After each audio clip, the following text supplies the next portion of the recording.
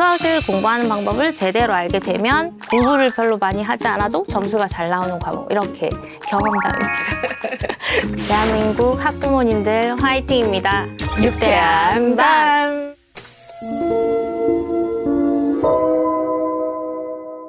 안녕하세요. 저는 중학교에서 수학을 가르치고 있는 윤주형이라고 합니다.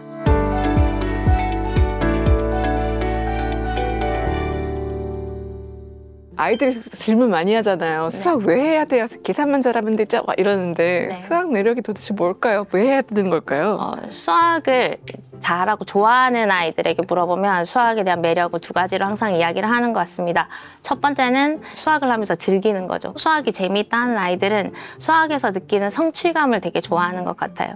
저도 거기에 해당하는데요. 수학을 공부하는 방법을 제대로 알게 되면, 개념을 제대로 알기만 하면 이제 그거에 관련된 문제는 다 풀 수 있으니까 그 좀 가성비가 되게 높아서 이제 거기에서 성취감이 되게 높고요. 제가 학생들한테 그때 설문조사라는 거에서 따온 구절인데 그 친구가 그런 말을 했어요. 공부를 별로 많이 하지 않아도 점수가 잘 나오는 과목, 이렇게 얘기를 했더라고요. 저도 거기에 동의합니다. 수학 선생님이시니까 자녀들에게 수학 로드맵을 좀 짝짝하게 짜고 계실 것 같다는 생각이 드는데요. 어떻게 계획하고 계신가요? 큰 목표 하나만 두고 아이에 맞게 가려고 하고 있습니다. 큰 목표는 일단 초등학교 6학년 때 중학교 1학년 수학을 공부를 하자. 목표는 딱 그거만 두고, 그리고 수학머리가 다르니까 잘하는 아이는 뭐 심화도 섞어서 하고, 수학이 그렇게 흥미가 많지 않은 아이는 그냥 개념만 다지고 가자. 자기가 나중에 수학을 공부하기에 부족하지 않을 정도만 해주자. 그렇게 계획을 가지고 가고 있습니다. 아이들 수학 직접 가르치실 것 같은데 네. 혹시나 수학학원을 고려하고 계시거나 보내시거나 제가 둘 다 가고 있습니다. 아, 그래요? 물론 처음에는 전 네. 안 보내려고 무지 노력을 했지요. 첫째 아이 때는 특히 그게 더 심했고 자존심이 상하더라고요. 아이들이 가르친 게 몇 년 차인데 내가 요 꼬맹이를 못 가르칠까 이렇게 생각을 했는데 내 자식은 그게 너무 어려워서요. 집에서 진도 나가는 수학을 하는 거는 되게 힘든 것 같아요. 그러니까 물론 그렇게 잘하는 훌륭한 아이도 있고 더 훌륭한 어머니도 계시지만, 근데 그거를 하려면 어머니가 아주 너그럽고 항상 편해야 되고 마음이 뭔가 안정적이어야 하고 다 허용이 되는 그런 게 되어야 할 것 같더라고요. 진도 나가는 것도 물론 필요하지만 그 외에 저는 이제 생각하는 시간을 가진 게 더 중요하다고 생각을 하거든요. 저는 일주일에 한 두세 번 정도 이 문제에 대해서 어떻게 생각해? 여기서 이 다음 줄은 어떻게 넘어가는 거야? 이런 걸 구체적으로 좀 물어보는 방식으로 그렇게 하고 있습니다. 아이와의 관계를 해치지 않기 위해서 네, 현명한 네. 결정을 하신 네, 거군요. 네, 그 수학 공부 방법에 대해서 좀 여쭤볼게요. 초등 3학년에서 초등 5학년이 수학 격차를 만드는 결정적 시기라고 하셨는데요. 수학 격차를 줄이기 위해서 집에서 공부하는 수학을 이제 강조를 좀 하셨어요. 집 수학, 매일 공부, 네. 이거를 하는 게 사실 쉽지 않거든요. 어떻게 좀 진행할 수 있을지 조언을 해주신다면요. 집 수학은, 진도 나가는 수학은 너무 힘든 것 같습니다. 학교에서도 수업을 하다 보면 시험이 임박했을 때 진도를 막 빼야 될 때가 있어요. 그럼 평소에는 아이들이 장난을 치거나 막 이상한 소리를 해도 그냥 웃으면서 넘어갈 수 있는데, 지금 오늘 여기까지 이걸 반드시 해야 돼? 이렇게 목표를 잡고 있으면 그런 게 곧게 보아지지가 않거든요. 그리고 애들한테 충분히 생각할 시간을 줄 수도 없고요. 그래서 집에서도 오늘 여기서 여기까지 해야 돼. 너 오늘 앉아봐. 이 시간까지 다 해야 돼. 이렇게 되면 아이가 생각하는 시간을 주지를 못하는 것 같아요. 마음도 너무 급하고요. 그래서 저는 아이가 생각을 할 수 있도록, 생각머리를 좀 틔워질 수 있도록 그래서 같이 꼼꼼하게 일주일에 한 번이라도 그런 과정을 가지면 도움이 될 거라고 생각을 합니다. 그리고 매일 공부가 정말 힘들 것 같은데요. 저는 이 매일 공부를 세 가지만 지키면 된다고 생각을 해요.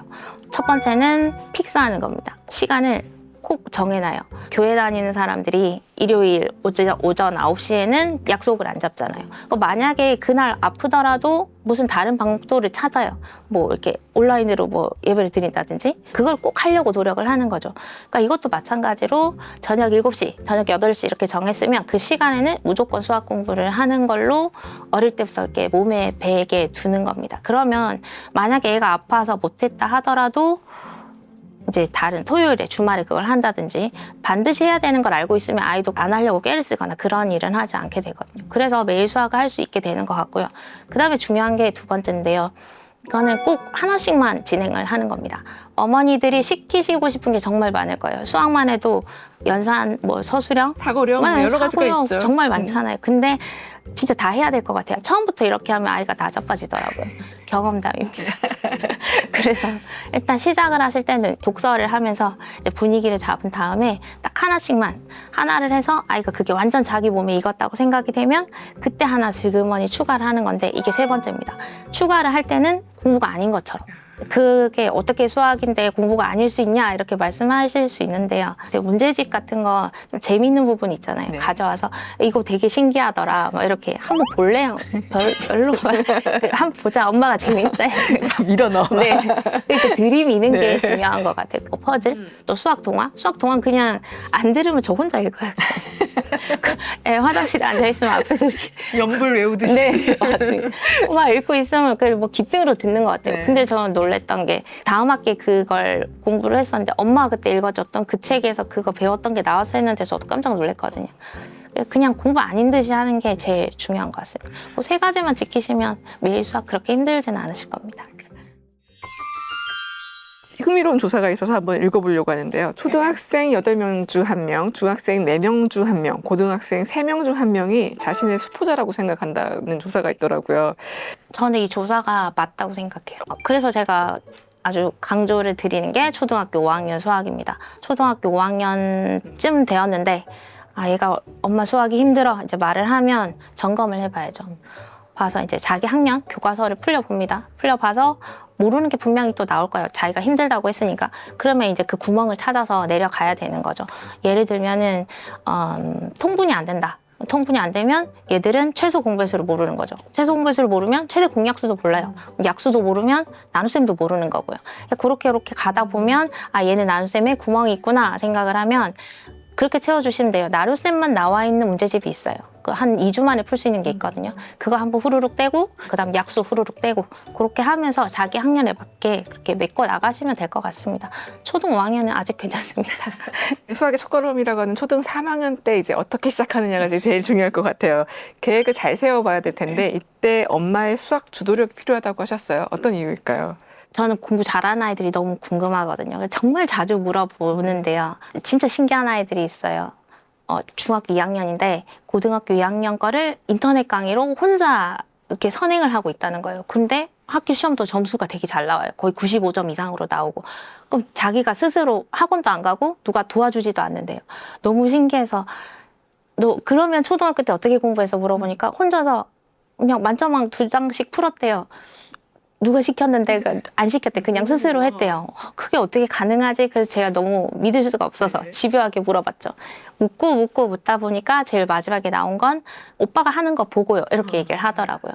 그러니까 자기가 스스로 어느 초등학생이 나는 오늘부터 열심히 할 거야. 두 장을 풀 거야. 이렇게 하긴 힘들잖아요. 맞아요. 그러니까 보고 배우는 거죠. 네. 그래서 어머니 이제 그런 얘기를 많이 하시잖아요. 이렇게 첫째만 잘 키우면 둘째, 셋째 그냥 따라온다 이렇게 얘기하시잖아요. 그 첫째들은 이제 어머니가 해주셔야 되는 거죠.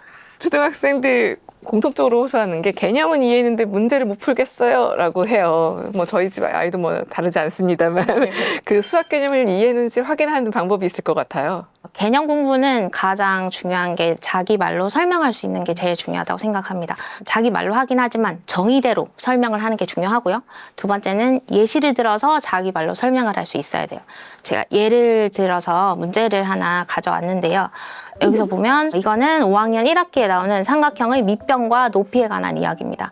삼각형의 정확한 정의는 이겁니다. 삼각형에서 어느 한 변을 밑변이라고 하면 그러면 삼각형 세 변 중에 어느 변이 모두 다 밑변이 될 수 있는 거죠. 그리고 그 밑변과 마주보는 꼭지점에서 이 높이라고 했거든요. 그러니까 높이도 밑변에 마주보는 꼭지점이 있을 때 그 수직으로 내렸을 때 그게 밑변과 닿지 않는 경우도 물론 있어요. 그러니까 이런 세 가지 경우에 삼각형을 다 보면서 이런 때는 이걸 밑변으로 하면 얘는 높이야. 이런 삼각형에서는 얘를 밑변으로 두면 얘가 높이야. 이렇게 자기 말로 설명할 수 있는 게 개념을 확실하게 아는 거예요. 이게 왜 중요하냐 하면 이 삼각형이 항연이 올라가면 좌표평면에서 나오거든요. 이게 막 그래프가 이렇게 겹쳐서 나온단 말이죠. 그러면 여기서 삼각형이 나오면 밑변이 밑에 있는 줄만 아는 애는 이 길이를 구하려고 할 텐데 사실은 이 길이가 더 구하기 쉽단 말이에요. 그러면은 아무거나 밑변이라 해도 되니까 그럼 이걸 밑변으로 두고 그럼 여기가 높이가 되겠네. 이렇게 생각을 할 수 있는 건데 이게 안 되는 친구들은 밑변 이거 도대체 어떻게 구하는 거야? 이렇게 되는 거니까요. 그러니까 개념을 어릴 때부터 공부를 해두면 나중에 도움이 많이 될 것 같습니다. 한 번씩 좀 짚고 넘어가 봐야 되겠네요. 그 수학은 그 문해력이다라는 주장도 있고요. 이게 좀 학생마다 좀 차이가 있겠지만 다양한 문제 앞에서 끄끄 앓는 아이들에게 좀 어떻게 도움을 주면 좋을까요? 수학이 문해력이 필요한 건 분명히 맞습니다. 문해력이 아까 모자라서 수학이 힘든 친구들은 보면 이런 문제를 조금 힘들어요. 제가 문제를 가져왔는데요. 초등학교 4학년 소수의 덧셈 기본 문제입니다. 집에서 출발해서 3.84km 떨어진 문구점을 들렀다가 학원까지 걸어갔습니다. 문구점에서 학원까지 거리는 2150m라고 할 때 제가 걸은 거리는 총 몇 킬로미터입니까? 이렇게 물어봤어요. 그럼 여기서 벌써 장소가 3군데나 나왔고요. 그리고 길이는 2개가 단위가 달라요. 그런데 이거를 그림으로 딱 변환을 시켜보면 훨씬 눈에 보이는 게 쉽거든요. 물론 문제집에 따라서 문제에 그림이 붙어 있는 경우도 많지만 그냥 이렇게 줄글로만 쓰여 있는 것도 되게 많거든요. 그럼 아이들이 부담스러워 하는데 일단 문제를 읽어보면 그 그림으로 자기 머릿속에서 한번 하거나 아니면 직접 그려보거나 그걸 식으로 변환하는 그런 과정을 어릴 때부터 하면 나중에 좀 복잡한 문제도 푸는데 도움이 많이 된다고 생각합니다. 초등 4학년 이때 몰입과 정리에 힘을 쏟으라고 조언을 해주셨어요. 문제를 풀릴 때까지 열심히 푸는 아이가 내 아이면 참 좋겠지만 그런 아이 많지 않습니다. 답안지 못 보게 좀 숨겨두면 좋을까요? 어떻게 해야 될까요? 이런 아이들. 저는 몰입은 이게 수준에 따라 다르다고 생각을 합니다. 일단 2가지로 나눠볼게요. 첫 번째는 자기 수준에 맞는 몰입. 그러니까 아이가 문제를 풀 때 80%는 풀 수 있는 문제인데 엄마가 딱 봤을 때 이거 네가 좀 고민하면 풀 수 있을 것 같은 문제인데 고민해 볼래 했을 때 그런 문제는 고민을 해야 되죠. 그런데 이 몰입도 1분이 넘어가면 아이들은 이미 다른 세상에 가 있죠. 네, 누가 문제를 보고 30분을 똑같은 생각을 하겠습니까? 어른들도 힘든데. 그래서 저는 이런 몰입을 좀 끊어서 시키면 좋을 것 같아요. 어려워 보이면 풀 수 있을 것 같은데 어렵다고 하면 한번 고민해봐 1분 주고 모르겠어 하면 다음 문제 풀고 풀다가 다시 돌아와서 한번 풀어봐. 또 모르겠어 하면 앞에 개념 한번 뒤져보고 또 모르면 또 다시 넘어갔다가 다시 한번 보고 이렇게 계속 보다 보면 문제가 외워지거든요. 그 문제를 거의 외울 때까지 조건이 모두 머릿속에 들어올 때쯤 되어서 해답지를 딱 보면 이제 뒤에서 빛이 비치는 거죠. 이게 내가 왜 이걸 놓쳤지? 왜 이걸 몰랐지? 이런 생각이 드는 거죠. 그래서 몰입이 중요하다고 하는 거고요. 그렇게 열심히 몇 번을 도전해서 푼 문제는 나중에는 잘 안 틀리게 되는 거죠. 6학년 1학기 때는 초등수학 전체를 정리하고 2학기에 중학교 수학 예습에 들어갔다고 하셨어요. 이 중학교 선생은 무엇을 어떻게 공부하는 걸까요? 중학교에 맨 처음 들어가면 아이들이 멘붕에 딱 빠지는 것이 문자입니다. 그전에는 막 이것을 이 수를 2배 하면 이렇게 나오잖아요. 근데 그 네모가 결국 그냥 X로 바뀌는 거잖아요. 세모가 Y로 바뀌는 거고요. 그런데 이 아이들이 그냥 그 자체로만 생각을 했는데 네모 더하기 네모는 이네모 이런 걸 한 적이 없거든요. 그러니까 X 더하기 X는 2X, X 곱하기 Y 곱하기 Y는 XY 제곱 이런 걸 한 적이 없어요. 그러니까 여기서 너무 혼란을 느끼는 거죠. 사실은 어려운 게 아닌데 그냥 적응을 해야 되는 거죠. 미리 그 부분까지만이라도 하고 들어가면 뒤에 중학교 가서 훨씬 수월하게 공부를 해나갈 수 있을 겁니다. 초등 고학년 때 가면 이제 오답 노트 쓰는 것들도 그때부터 시작하는 게 아닌가 싶은 생각도 드는데요. 이 노트에서 풀어보는 거는 어떤 이유 때문일까요?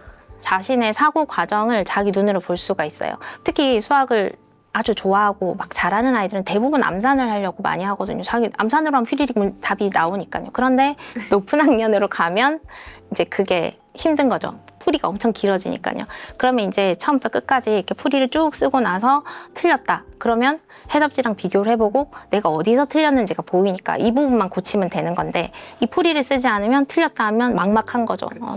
그럼 내가 어딜 고쳐야 되는지도 모르고 뭘 더 개발해야 되는지도 모르고 그래서 저는 무조건 좀 과정을 쓰는 게 좋다고 생각을 합니다. 아이들 공부시키려고 할 때 방법이 약간 좀 막막할 때가 있어요. 어떤 교재로 하면 좋을지, 네. 교과서만 하면 좋을지, 문제집을 꼭 같이 병행해야 될지, 뭐 옆집 엄마, 뒷집 엄마 막 얘기 들어보게 되거든요. 어떻게 하면 좋을까요? 항상 말씀드리지만 아이에 맞게 하시면 될 것 같아요. 일단 기본은 교과서죠. 네. 근데 교과서는 선생님의 설명이 필요한 거잖아요. 그럼 선생님의 설명이 필요 없이도 이 아이가 교과서를 이해할 수 있는가? 요새 교과서에 어렵게 나오는 데도 있어요. 출판사에 따라서. 그래서 그거를 일단 풀려보시고 이해를 못한다 싶으면 그거보다 더 쉬운 문제집이 있어요. 맨 앞 페이지에 만화 있고 막 즐겁게 공부할 수 있는 정말 개념 문제만 있는 그런 거 있어요. 그런 걸로 한번 떼시고 그리고 나서 교과서를 다시 풀려보시고 근데 교과서가 너무 쉽다는 뛰어난 아이들은 기본 응용, 기응이라고 부르는 그런 거 있잖아요. 그런 거 하시면 될 것 같고 근데 문제집은 종류가 너무 많은데 시중에서 막 이 문제집으로 가라 이렇게 막 로드맵 있더라고요. 네. 로드맵을 이렇게 막 네. 짜주시는데 굳이 그거 할 필요는 없는 것 같고 뭐 아이가 좋아하는 거 되도록이면 얇은 거 하시는 게 좋은 것 같습니다. 수학에 대한 두려움이 좀 없어야 될 것 같은데 수학 자신감을 키워주는 방법도 좀 알려주세요. 아이의 수학 자신감을 길러주기 위해서 가장 필요한 것은 딱 하나라고 생각합니다. 아이 수준에 맞게 하는 것. 어머니들이 막 그런 거 많이 하시잖아요. 이런 문제집도 시키고 싶고 저런 것도 시키고 싶고 누가 심화한다면 하고 싶고 막 의대반 요새 그런 거 되게 많더라고요. 근데 일단 전 무조건 일단 시켜봐라 말씀을 드리는데 우리 아이가 어떻게 받아들이냐가 제일 중요한 것 같습니다. 애가 할만해 얘기하는 딱 그 수준으로 그냥 꾸준하게 해 나가시면 엄마가 너무 시키고 싶은 그걸 할만해 할 때가 꼭 옵니다.